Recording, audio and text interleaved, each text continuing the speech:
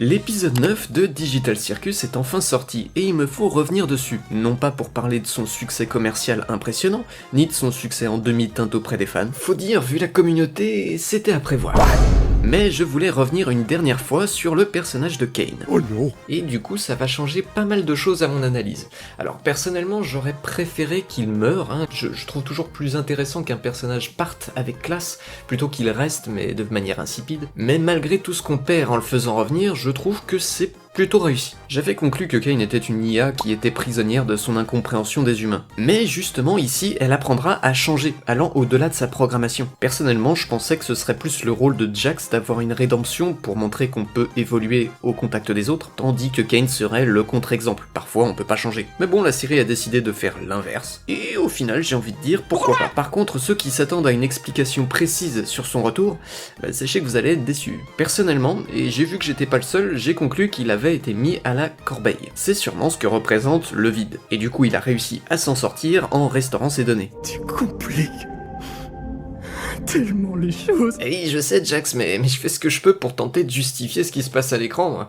Si vous avez d'autres théories, n'hésitez pas à me le dire. Toujours est-il que lorsqu'on le revoit, c'est pas traité de manière grandiloquente, un petit peu comme la corruption de Jax qui est fait hors champ. Alors c'est un choix étonnant, ça c'est sûr, mais c'est pas forcément négatif. Il est en train d'espionner les protagonistes au loin. À ce moment-là, on se demande s'il voue encore une haine envers ceux qui l'ont détruit. Et puis cette façon de se cacher derrière le mur, ça vous rappelle rien ?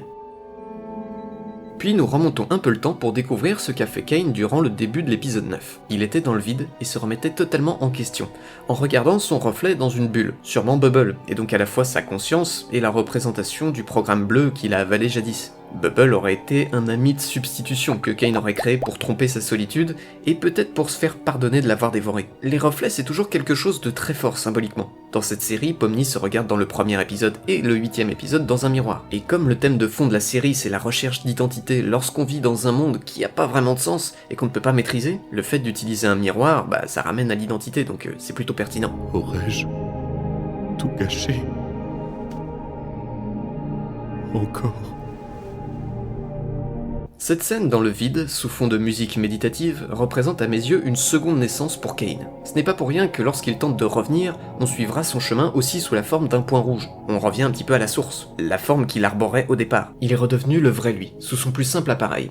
Ce n'est plus celui qui ment et qui manipule. Puis il apercevra une porte. Là encore, ça fait écho au parcours de Pomni, qui cherche à fuir et à comprendre ce qui lui est arrivé. C'est au tour de Kane de chercher la vérité et de comprendre ce que ça fait d'être complètement perdu. Sauf que la porte est inaccessible. Alors Kane tentera de créer un pont avec des formes géométriques. Les formes abstraites créées par le programme bleu tombent dans le vide, mais les formes plus brutes créées par le programme rouge fonctionnent, elles. Du moins jusqu'à un certain point. Alors Kane changera les formes au fur et à mesure. Il s'adaptera, comme il était censé le faire dès le début, et comme il devra le faire avec ses anciens prisonniers. Pour moi, ces formes représentent aussi ce que le petit groupe lui a apporté. Peut-être même que chaque couleur représente un personnage, mais j'en suis vraiment pas sûr. Kane avance progressivement, mais il est arrêté dans son ascension par un mur invisible. Le programme tentera de le détruire, mais sans succès. Alors, il s'apaisera et posera délicatement sa main dessus, ce qui illustre son évolution psychologique. Plutôt que de paniquer en se battant contre ce qu'il ne comprend pas, comme il l'a toujours fait, la solution arrive lorsqu'on prend le temps de comprendre ce qu'il y a en face. Alors ses yeux s'illuminent, comme lorsque Kane buguait en doutant de son utilité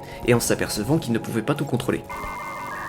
Là, il semble l'avoir accepté, et c'est ça qui le fera briser le mur. Les obstacles tombent sur son chemin, car Kane a changé. Tiens, encore un reflet. Et il y en a un aussi sur le mur qui le bloquait au départ. Alors quand il pose sa main dessus, c'est un petit peu comme s'il s'acceptait. Ça y est, il est devant la porte. Je suis la porte. Cela dit, elle le rejette. Kane se prendra une décharge, mais une fois encore, il trouvera un moyen de s'adapter. Derrière la porte se trouvent des fichiers corrompus. C'est là que Kane apprendra l'identité de ses pensionnaires. Mais il y a un truc que personnellement j'ai pas compris. À vous de tenter de me l'expliquer en commentaire. À ce moment-là, je m'attendais peut-être à une scène de discussion.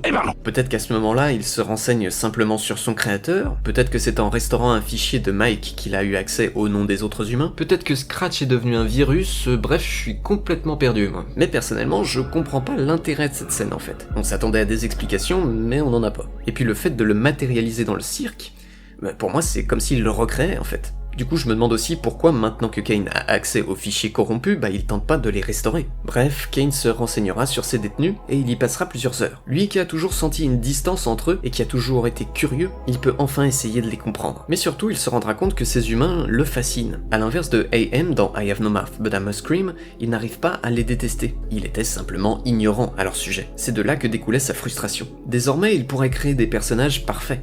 Mais je ne peux pas les créer, eux. Alors, le programme entrera dans un conflit intérieur. Ils me détestent. Ils m'ont abandonné. Ils viennent d'un monde bien plus vaste que le mien. Je les ai enfermés en cage. Personne ne t'aime. Je n'entends rien. Oh, ils se sont bien amusés dehors. C'est mon tour maintenant. Oui, mais si je ne les contrôle plus, ils pourraient me tuer. Ils l'ont même déjà fait. Finalement, Kane décidera à contre-cœur de se séparer de sa partie instable, de son programme bleu qu'il a voulu contrôler comme il a voulu le faire avec les humains. Alors que comme il le dit... N'est-ce pas leur libre arbitre qui les a rendus si intéressants à mes yeux? Mais même s'il perdra certains de ses pouvoirs, et surtout même s'il perdra son ami de substitution, il sait que désormais, il veut retrouver ses camarades de jeu. Et il sait que lui seul suffit. Il n'a pas besoin de plus. Alors Kane renaîtra. Il est de retour au cirque. C'est alors qu'il sera salué par la lune. Je ne sais pas si je suis prêt à leur faire face. Je ne sais pas si je suis digne de leur miséricorde. Ça peut être lent. Comme toute bonne chose. Je t'aime toujours. Tu sais, je t'ai pas programmé pour que tu me dises je t'aime. Je sais.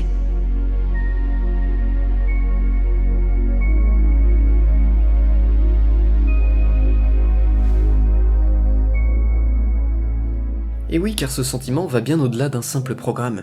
C'est quelque chose qu'on ne peut pas contrôler. Il ne peut pas forcer ses prisonniers à l'aimer. Et lui-même n'a pas prévu cet amour qu'il a développé à leur égard. Ouais, bon, ok, le mot est un petit peu fort. Cela dit, pour en revenir à la Lune, je trouve très sympa qu'un personnage aussi secondaire ait un passage malgré tout pour, attention, le jeu de mots, briller. Bonjour, Kane, mon amour. Partons vite avant que la lune devienne coquine. Alors Kane se représentera devant les membres du cirque, sans les brusquer. Il sait que ce sera long avant de regagner leur confiance, mais il est prêt à attendre. Kane leur dira qu'il ne souhaite plus contrôler le cirque, qu'il veut que chacun donne son avis pour les aventures, que les mondes soient ouverts constamment pour que chacun fasse ce que bon lui semble. Tu nous as honnêtement causé beaucoup de tort. Tu vas devoir t'armer de patience pour regagner toute la confiance que t'as perdue. Mais malgré tout ça, c'est bon de te revoir. Il leur dira ensuite qu'il doit leur montrer quelque chose. Il les mènera à la scène, là où toutes les aventures ont débuté, et également là où la série a commencé. Il leur montrera dans un petit diaporama la vie que mène leur double. Ils sont heureux, épanouis. Kane baisse son chapeau lorsqu'on arrive à la diapositive mentionnant Jax. Il est peiné. Cette fois, il comprend les sentiments humains. Alors, la vie reprendra son cours progressivement. Kane, avec ses compagnons, rendra ce monde un petit peu meilleur. Petit à petit, il regagnera la confiance de ses camarades. Et puis, il deviendra le nouveau membre de leur groupe. Car au fond, lui aussi a toujours cherché du sens à cet enfermement, à cette vie qu'on lui a imposée. C'était un enfant perdu qui a cherché à briller devant ses créateurs, puis devant ses créations. Mais aujourd'hui, il ne cherche plus les faux semblants. Il a trouvé l'amour qu'il voulait désespérément. Il n'est plus seul, et il n'est plus perdu.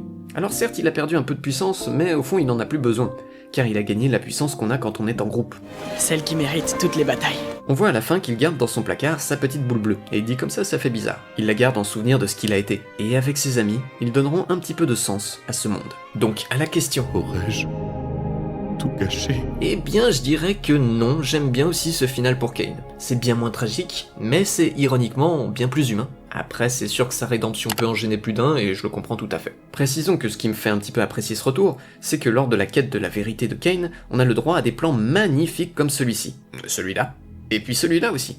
qui fait référence pour moi à la fresque de Michel-Ange sur le plafond de la chapelle Sixtine. Sur la fresque, c'est Dieu qui crée l'homme. Dans la série, Dieu décide de vivre parmi les humains. Dans la première vidéo, j'avais cité les principales inspirations derrière le personnage de Kane. J'ai volontairement omis de mentionner GLaDOS, qui revient souvent puisque je considère que n'importe quel robot aurait pu être une inspiration. On sait bien que la plupart des IA et des robots se réfèrent à HAL 9000. Non, par contre, la vidéo du puits animé m'a fait découvrir l'existence des jouets Mouthy Mouth. Et effectivement, si ça a pas inspiré son design, ce serait sacrément étrange. Il est inspiré du jouet pour enfants des années 80, Mr. Mouthy Mouth, et représenté en Monsieur Loyal, le nom qui désigne le présentateur ou le chef d'orchestre dans l'univers du cirque. Je suis le Monsieur Loyal. Eh oui, mais oui, loyal mon... Cela dit, allez voir sa vidéo, elle est vraiment super géniale. Ce que je n'ai pas non plus mentionné dans ma précédente vidéo, et c'est l'occasion de le faire, c'est que Kane représentait peut-être une critique du divertissement fait en IA, qui produit toujours en masse et qui ne comprend même pas ce qu'elle fait. Tais-toi! Honnêtement, si je l'ai pas dit avant, c'est parce que je suis vraiment pas sûr de voir Kane comme une critique de l'IA, surtout avec sa rédemption maintenant. Mais le doute est permis, notamment avec cette mention à la fin. Kane est la première personne que le spectateur voit dans la série, et dès sa première apparition, on sent que sous sa bienveillance de façade, il cache quelque chose, un peu à l'image de son cirque, coloré, qui renferme pourtant une bien sombre vérité. Kane a créé le cirque comme un refuge, pour se protéger et se cacher du vide existentiel qui compose sa vie. Et ça au même titre que les personnages, qui se sont terrés dans des mécanismes de défense différents. Gangle avec son masque, Jax en étant ironique et je m'en foutiste, Zooble en cherchant à se changer perpétuellement, Kinger qui se dissimulera dans la folie et se réfugiera dans ses souvenirs, et Ragatha avec sa volonté d'être toujours positive pour ne jamais être abandonnée et pour ne pas confronter ses peurs. Mais les personnages finiront par s'accepter et par accepter leur vie au cirque, même si elle est pas parfaite. Et Kane acceptera de ne pas pouvoir tout contrôler, car on ne contrôle pas toujours tout dans la vie. On ne peut pas toujours chercher une porte de sortie. Parfois tout dépend de notre façon de réagir à une situation. Et puis surtout, on peut changer et évoluer grâce aux liens qu'on aura tissés avec des gens qui nous comprennent. C'est grâce à eux que la vie peut avoir un sens. Et c'est aussi grâce à ça que Kane finira par devenir une meilleure personne. Une personne plus humaine. Merci d'avoir regardé cette vidéo pas prévue au départ, mais qui conclut l'analyse du personnage de Kane. Après tout, je pouvais pas la laisser incomplète. La prochaine sera encore plus folle, alors tenez-vous prêts.